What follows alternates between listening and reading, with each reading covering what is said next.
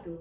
Kembali lagi bersama saya, Anissa Siti Nurjana dengan ujung NIM 9002 dari Fakultas Ekonomi Program Studi Akuntansi Universitas Sriwijaya. Baiklah, di materi kali ini saya akan menjelaskan materi mengenai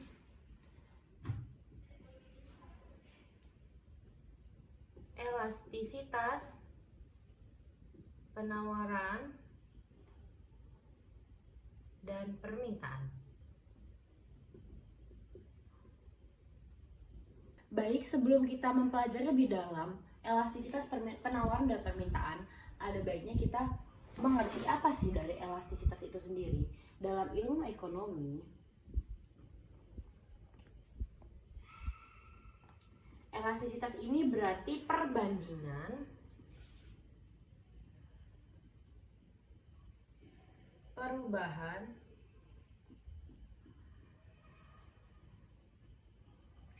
proporsional variabel terhadap variabel lainnya.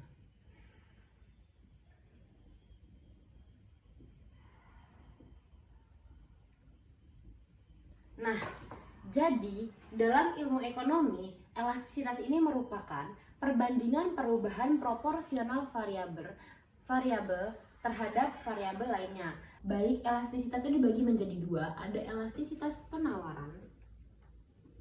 Satu, elastisitas penawaran, dan yang kedua ada elastisitas permintaan.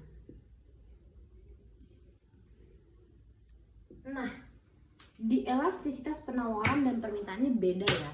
Jika di elastis penawaran dia seberapa besar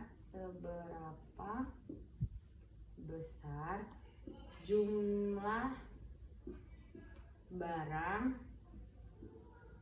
yang ditawarkan akan berubah jika harganya berubah.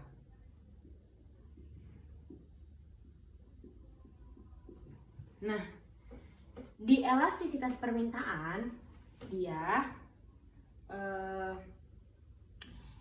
mengukur seberapa besar jumlah barang yang diminta mengalami perubahan. Nah, jika di penawaran itu dia seberapa besar jumlah barang yang ditawarkan akan berubah jika harganya berubah. Nah, jika suatu beras tadi 10 kg, permintaannya adalah harga beras tadi 10.000, maka permintaannya adalah 8 kg. Nah, jika harganya berubah menjadi 11.000, maka permintaannya akan menurun dari harga tersebut. Oke, selanjutnya ada faktor-faktor yang mempengaruhi elastisitas permintaan dan penawaran tersebut. Oke, faktor-faktornya dari faktor penawaran itu ada kapasitas penduduk,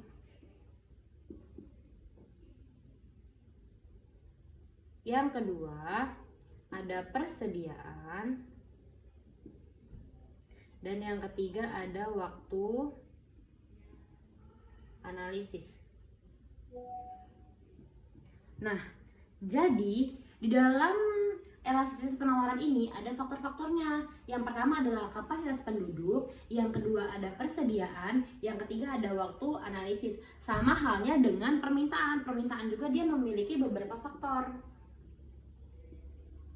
Yang pertama itu ada barang substitusi atau barang pengganti.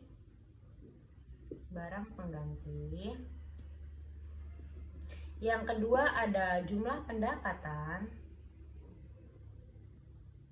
Yang ketiga dia ada jenis barang. Yang keempat ada jangka waktu analisis.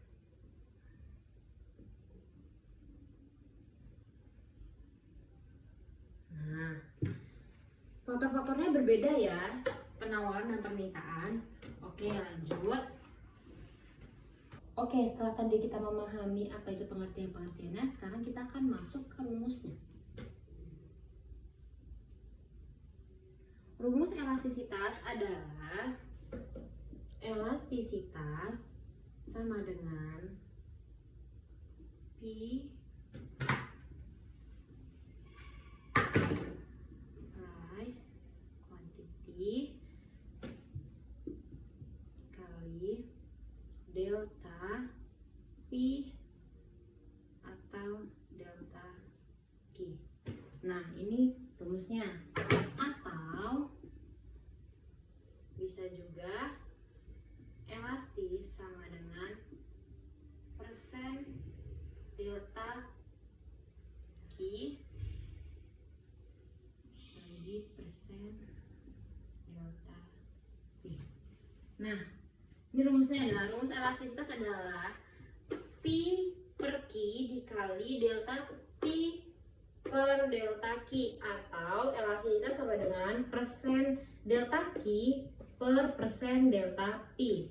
Oke, baiklah, setelah tadi kita mempelajari faktor-faktornya, sekarang kita akan masuk ke jenis-jenis elastisitas. Nah, yang pertama itu ada elastisitas elastis. Nah, di mana elastisitas elastis ini berarti elastis lebih besar daripada 1, atau persentase elastisitas delta P itu lebih besar dari persentase delta Q. Oke, jadi elastisitas elastis ini jika elastis lebih besar daripada 1 atau persentase delta P itu lebih besar daripada delta Q. Oke. Nah, di sini ada kurvanya seperti ini. P dan Q itu misalkan contohnya jika harga barang naik 5%, maka permintaan menurun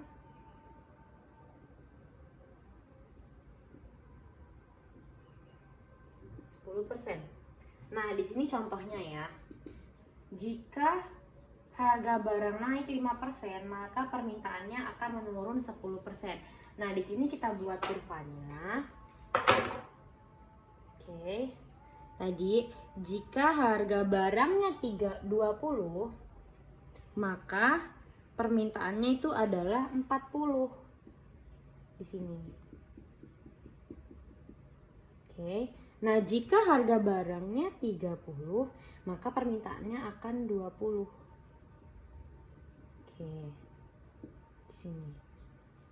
Kita tarik garis, ya. Nah, perbandingannya adalah ini demand. Nah, di sini perbandingannya kan tadi sudah dijelaskan bahwa elastisitas itu lebih besar daripada 1, atau persentase delta P itu lebih besar daripada persentase delta Q. Nah, ini 20 ke 10 itu perbandingannya minus 10, dan 20 ke 40 itu perbandingannya plus 20. Makanya bisa dikatakan elastisitas persentase delta P itu lebih besar daripada persentase delta Q. Oke. Nah, setelah tadi kita membuat kurva demand, sekarang kita akan membuat kurva supply-nya. Nah, sama seperti tadi, masih price and quantity.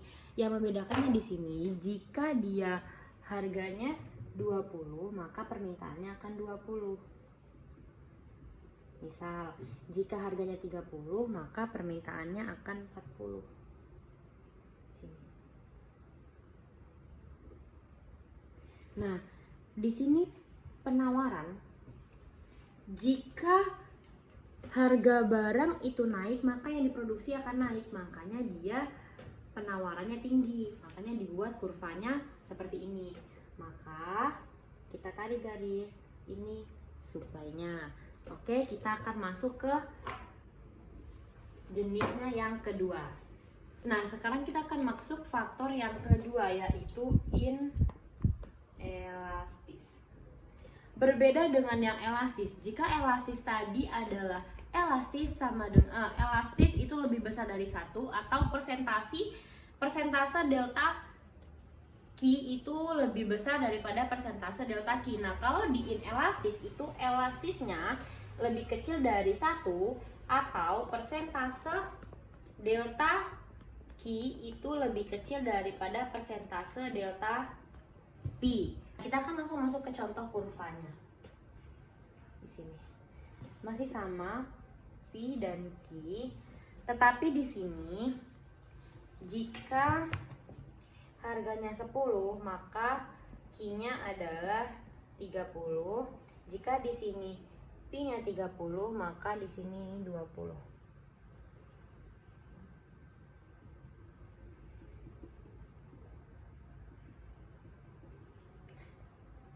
Ini yang supply, ini yang demand. Nah, ini kurva yang demand. Sekarang kita akan membuat kurva yang supply-nya. Masih P dan Q berbanding terbalik dengan yang demand. Jika demand tadi itu jika harganya 10 permintaannya 30, jika harganya 30 permintaan 20, maka dibalik yang disuplai ini menjadi jika harganya 10 permintaannya 10. Jika harganya 30 maka permintaannya adalah 20.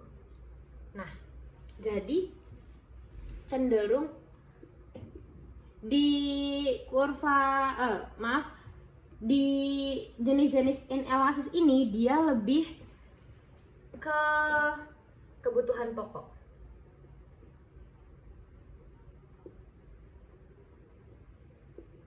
Nah, jadi di kurva di jenis-jenis inelastis ini dia cenderungnya ke kebutuhan pokok seperti kebutuhan primer dan sekunder. Baik teman-teman, kita ketahui bahwa kebutuhan pokok itu terdiri dari kebutuhan sekunder dan primer. Nah, kebutuhan sekunder dan primer itu kan masuknya ke kebutuhan sehari-hari kita seperti beras dan lain-lain itu. Nah, di sini di kurva inelastis ini di bagian supply itu dia lebih cenderung ke kurang responsif ya teman-teman dibandingkan dengan kurva yang demand-nya. Oke, sekarang kita masuk ke jenisnya yang ketiga. Nah, sekarang kita akan masuk ke jenis yang ketiga yaitu uniter. Nah, jika tadi di elastis itu dia lebih besar daripada 1 dan di inelastis itu dia lebih kecil daripada 1, maka di uniter itu elastisnya sama dengan 1. Atau persentase delta Q itu sama dengan persentase delta P. Nah, ketika harga naik ya, ketika harga itu naik, price naik, maka dia barangnya itu akan turun. Nah, sebaliknya jika dia berada di tengah-tengah, maka itu akan sama. Kita buat kurvanya. Price dan quantity.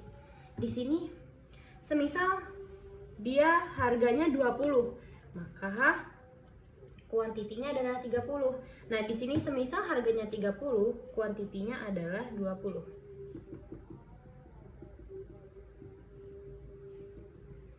Nah, ini adalah kurva demand ya teman-teman. Nah, sekarang kita akan membuat kurva yang supply-nya. P dan Q. Jika di kurva demand itu permintaan harganya 20, maka dia barangnya 30. Nah, jika di supply, di penawaran, jika dia harganya 20, maka barangnya pun 20. Nah, jika harganya 30, maka barangnya pun ada 30. Kita tarik garis dari bawah ke atas. Ini adalah kurva supply. Nah, di jenis yang uniter ini teman-teman, jika tadi di inelastis dia cenderung ke tidak responsibel atau dia contohnya adalah kebutuhan pokok. Nah, jika di uniter ini dia lebih ke barang-barang elektronik seperti TV, handphone, dan lain-lainnya. Oke, sekarang kita akan masuk ke contoh yang keempat. Nah, sekarang kita akan masuk ke jenis yang keempat yaitu elastisitas sempurna.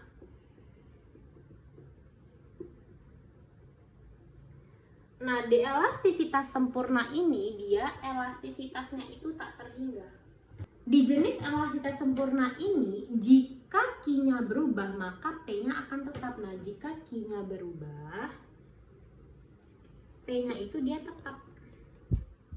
Nah, misal di elastisitas sempurna ini adalah jika berapapun permintaan atau penawarannya berubah, maka harganya itu akan tetap teman-teman, tidak akan berubah walaupun permintaan dan penawarannya itu berubah.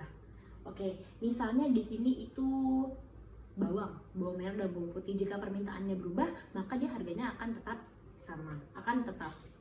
Oke, di sini kita akan bentuk kurvanya. Nah, bentuk kurvanya itu hanya horizontal ya teman-teman. Nah, jika di sini dia harganya 20, permintaannya akan 10, 20 dan 30, maka akan tetap di sini. Maka di garisnya seperti itu.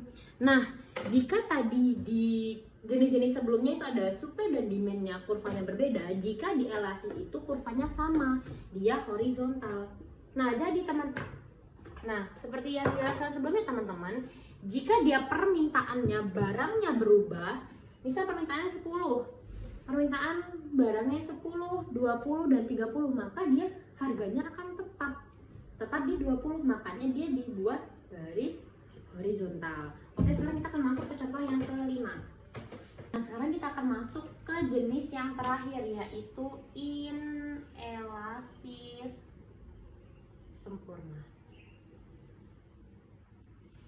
Nah, jika di elastis sempurna tadi E-nya itu sama dengan tak terhingga, jika di inelastis sempurna itu elastisnya sama dengan 0. Nah, jika elastis sama dengan 0, berapapun harganya, harga barang tersebut mau naik mau turun, tetapi permintaan atau penawaran itu akan tetap teman-teman. Misal nih harganya adalah 50.000, tapi permintaannya tetap berapa? Nah, mau harganya turun mau harganya naik, permintaan penawaran itu akan tetap teman, tidak berubah-ubah. Berbeda dengan elastis sempurna tadi. Nah, tetapi di inelastis sempurna itu dia sama bersifat kasualistik teman-teman, sama seperti di elastis sempurna tadi. Nah, jika di elastis sempurna tadi kurvanya vertikal, maka di inelastis itu kurvanya seperti ini teman-teman.